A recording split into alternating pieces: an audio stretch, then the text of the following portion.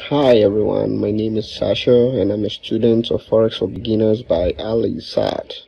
As a beginner, getting a reliable instructor and materials for Forex trading was difficult. The few ones I came into contact with were quoting ridiculous huge sums of money before they can continue to tutor me, but a friend introduced me to Forex Beginners Academy by Ali Saad, and it's been very helpful. It's been educative and it's absolutely free.